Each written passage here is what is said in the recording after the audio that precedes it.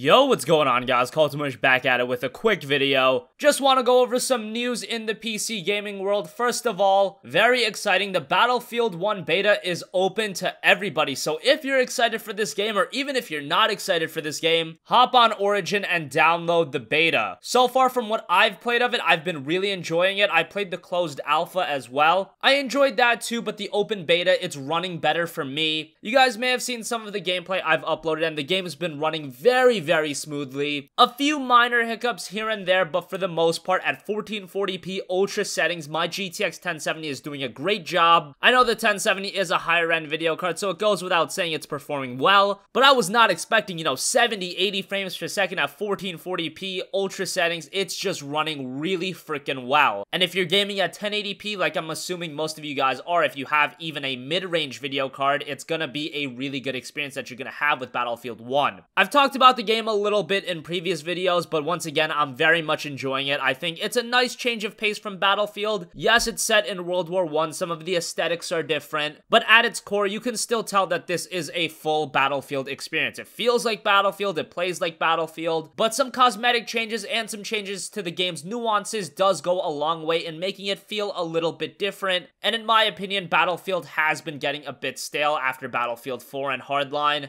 Battlefield 1, really enjoying it. If you have not tried the open beta, I would highly recommend you to check it out. If anything else, it is a good way to test out your video card, test out how many frames you can get in Battlefield 1, because this is one of the big PC games coming out in the fall. A game that I'm sure everybody has their eyes on if they're not interested in the game, at least from the perspective of, oh, how well can X GPU run it or Y GPU run Battlefield 1. Also, I want to cover the Forza Horizon 3 system requirements. I am a big fan of the Forza games. I haven't played some of the newer games, but I remember back in 2009, every day after school, I would play Forza Motorsport 3 until like 1 in the morning. That game was my shit, so I'm very excited to see Forza Horizon 3 come to PC. We've got some system specifications. They've only got the recommended requirements, so I want to go over those real quick. Kind of high end for just a racing game on the Xbox One, but let's go over it. For the recommended CPU, you're looking at an i7-3820 at 3.6 GHz, so I don't even have an i7, I have an i5. Hopefully, since my i5 is overclocked, I'll be able to be good with this game, and usually with a lot of games, when they do recommend an i7, you'll be fine with an i5. I was able to run Forza Motorsport 6 Apex just fine, so I think I'll be fine with an i5, but it is surprising to see them recommend an i7-3820. That's beefy stuff. For the GPU, you're looking at an NVIDIA GTX 970 or a GTX 1060 on the NVIDIA side. And then on the AMD side, they're listing an R9 290X or an AMD RX 480. VRAM is listed at 4GB, RAM is listed at 12GB, and hard drive requirement is 55GB. Yes, another one of these Microsoft games that is just absolutely gigantic. Gears of War Ultimate Edition was like 50GB, Quantum Break was insanely big. I think Gears of War 4 is expected to be really big. I think that's just something we're gonna have to expect with all of these Microsoft games coming to PC. I expect Forza Horizon 3 to be a fairly solid port. They did a great job with Forza Motorsport 6 Apex. That was just a free-to-play game. This will obviously be buy-to-play. But if you get the Xbox One version, you get the PC version and vice versa. And once again, it is going to be exclusive to Windows 10, DirectX 12 exclusive. Hopefully, at some point, it'll come over to Steam just like Quantum Break is. But at launch, it's only going to be available on the Windows 10 store. So that's unfortunate. I know that's going to very much diminish the potential user base for this game had it been available on Steam and had it been available on Windows 7 and Windows 8. That's just the unfortunate reality about all of these Microsoft games, but let me know, are you excited for Forza Horizon 3? Have you tried out the Battlefield 1 beta? Comment your thoughts down below. I, for one, am very excited for Forza Horizon 3 and Battlefield 1. I play the Battlefield games every time they're released. Sometimes I'll have my complaints about them, but overall, they offer me a very enjoyable multiplayer experience. So as always, guys, thanks for watching. If you have a request for a future video, you can leave that in the comment section down below, and I will catch you guys in the next one. Peace out.